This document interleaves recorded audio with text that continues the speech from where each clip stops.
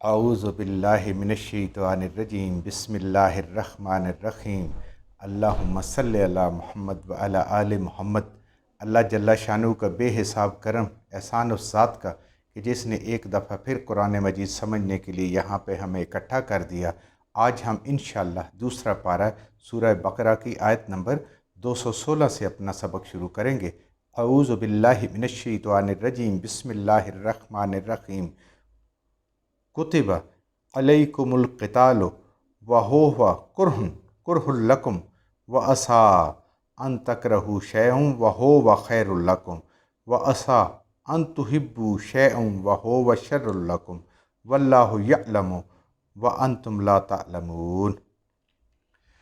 जिहाद के बारे में हुक्म आ रहा है। मदीना में, मक्का में तो मुसलमानों को इजाज़त नहीं थी कि वो अपने दिफा में भी कुछ करें। उन्होंने तकलीफ़ें बर्दाश्त करनी थी और वो इस इम्तहान में अल्लाह के फ़ज़ल से, अल्लाह की मेहरबानी से पूरे उतरे और अब उनको इजाज़त मिल रही है। और अल्लाह की ज़ात फरमा रही है, कुतिबा फ़र्ज़ कर दिया गया है, लिख दिया गया है, किताबत कर दी गई है। इलैकुम तुम्हारे ऊपर, अल-क़िताल जंग करना, लड़ना। अब ये तुम्हारे ऊपर फ़र्ज़ है कि जहाँ भी मुसलमानों के साथ ज़्यादती हो, दीन के साथ ज़्यादती हो, अल्लाह के दुश्मन जो हैं, दीन के दुश्मन या दीन में रुकावट डालें, आप उनके साथ अब लड़ सकते हैं, जंग लड़ सकते हैं, तलवार की, नेज़े की, जो वक्त के हथियार हैं। वहो वकुरहुल लकुम, और ये भी मुमकिन है कि ये तुम्हें कराहत वाली चीज़ लगे, नागवार चीज़ लगे। लड़ना, जंग करना और अपनी जान का नजराना पेश करना अल्लाह की राह में, ये एक बहुत मुश्किल काम है। सदका करना आसान है, नमाज़ें पढ़ना आसान है, रमज़ान के रोज़े रखना आसान है,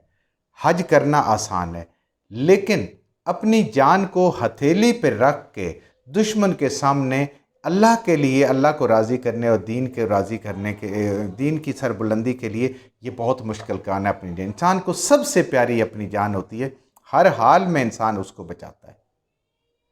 लेकिन नेकियां, जो सबसे चोटी के नेकी है, नेकियों की जो कुहान जिसको कहते हैं, वो ये है कि इंसान अपनी जान को अल्लाह की राह में पेश कर दे, दीन के लिए, अल्लाह के रास्ते के लिए, किताब व सुन्नत के लिए, इस्लाम की सरबुलंदी के लिए। तो तलवार ले के निकले, अगर ज़िंदा वापस आए तो भी कामयाब, और अगर उसमें कत्ल हो जाए, शहीद हो जाए तो भी कामयाब। ये नेकी की चोटी है।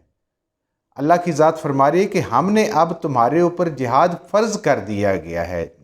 फ़र्ज़ कर दिया है।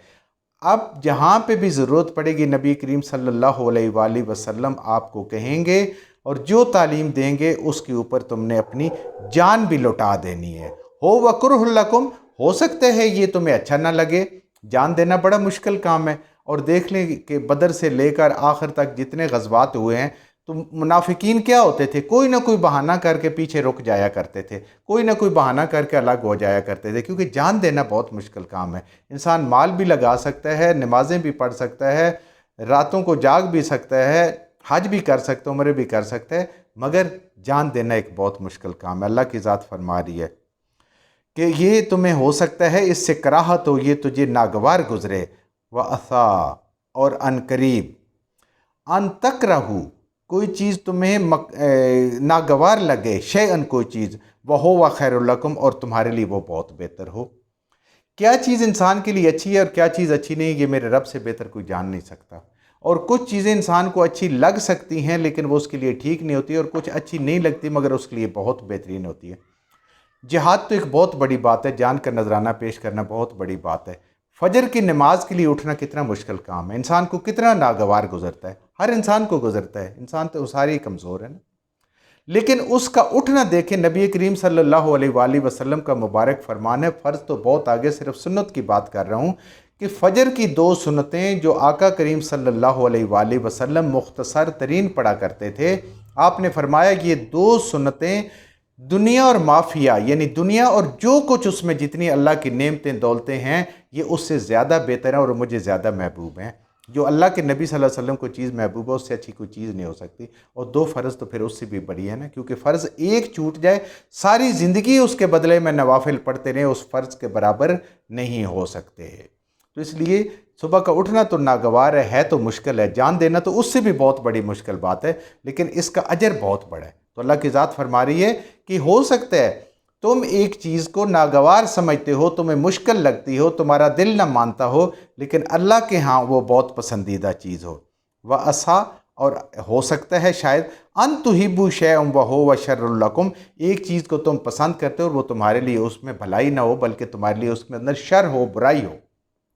سراسر نقصان ہو۔ جیسے فجر کی نماز کی بات کرتے ہیں اور اس طرح کی چیزیں، انسان مال اپنا خرچ کرتے ہیں، وہ بھی ایک مشکل کام ہے، لیکن اللہ کی راہ میں خرچ کرنا جس طریقے سے اللہ کی ذات نے بتایا ہے اس میں کتنی بھلائی ہے، اور اللہ کی ذات ایک کے بدلے میں 10، 10 کے بدلے میں اس کو اور جتنا چاہے بڑھا دے، اور 700 گنا اور اس سے بھی زیادہ اللہ کی ذات کے ساتھ جب تجارت کی جاتی ہے تو اللہ اس کو دیتا ہے۔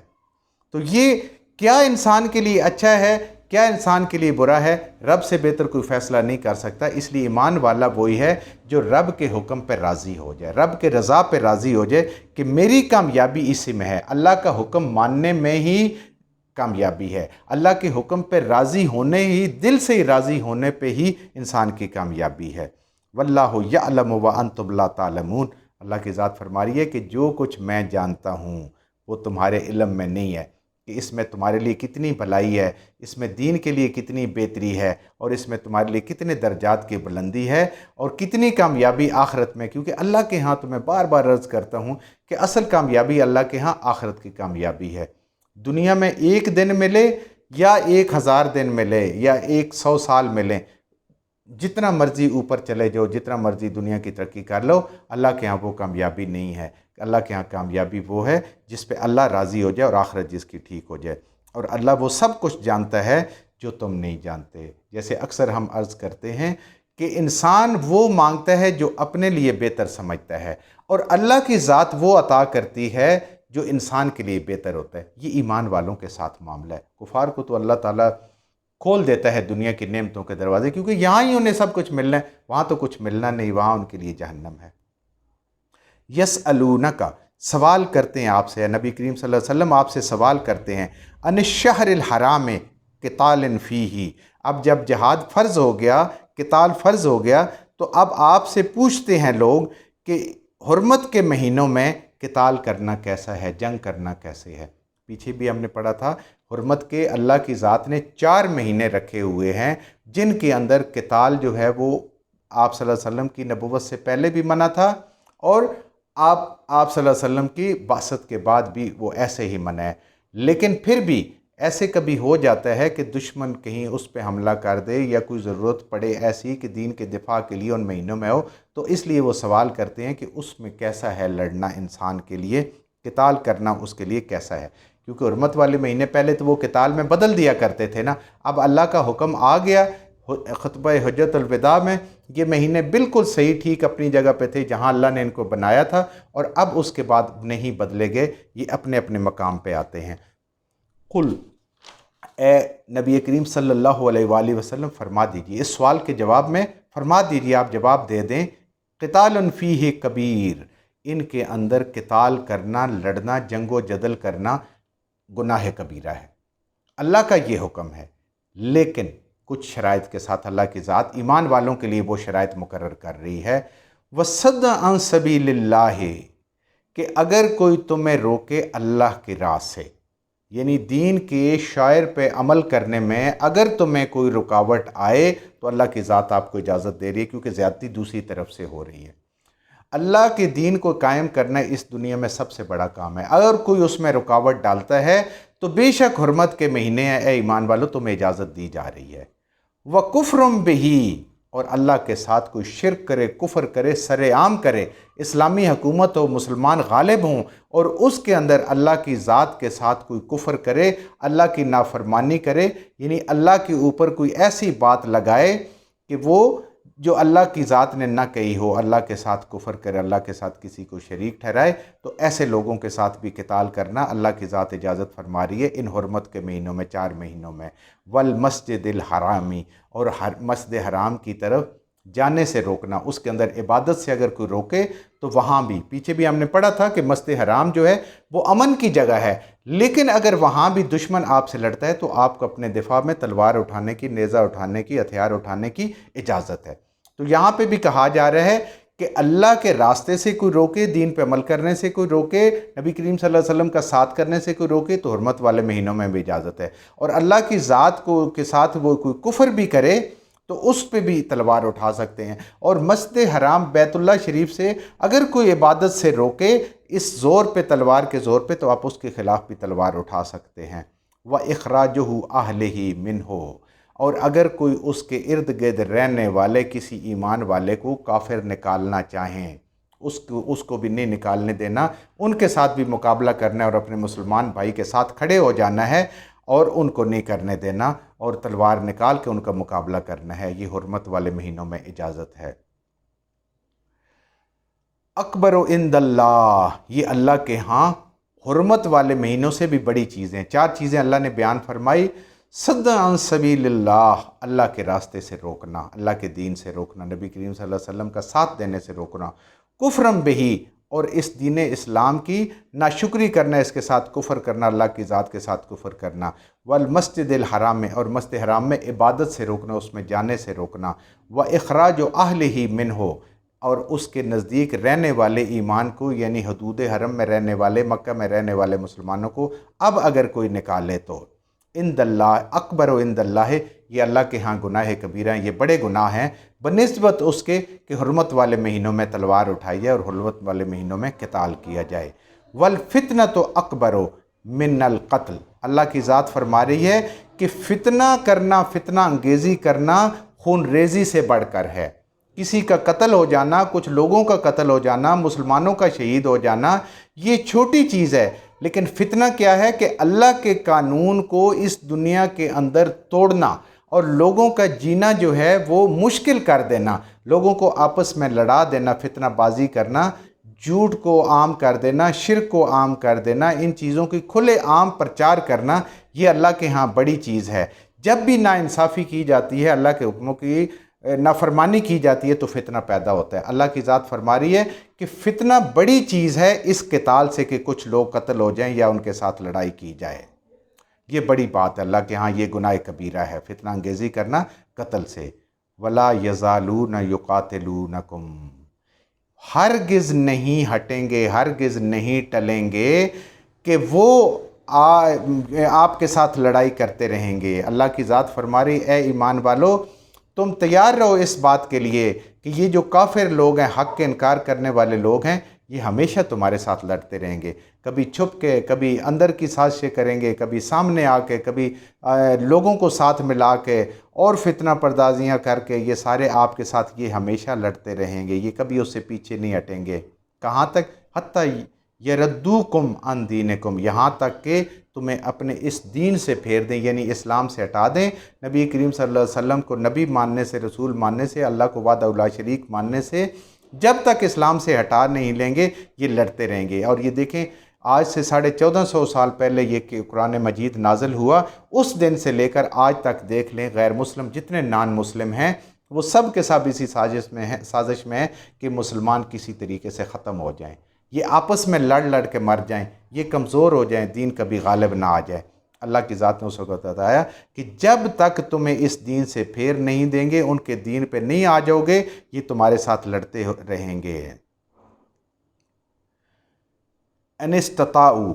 اگر ان کی طاقت ہوئی تو، یہ تو اللہ نے بھی مدد کرنی ہے نہیں ایمان والوں کو، اور اللہ کی ذات مدد فرماتی ہے۔ اللہ کی ذات کہتی ہے کہ اگر ان میں کوئی ہمت ہوئی، جان ہوئی، استطاعت ہوئی، تو یہ آپ کے ساتھ اس وقت تک لڑتے رہیں گے، آپ کو تکلیفیں پہنچاتے رہیں گے، قیامت تک مسلمانوں کو تکلیفیں پہنچتی رہیں گی۔ اگر ان کی استطاعت ہوئی تو یہ تمہیں دین سے پھیر دیں گے۔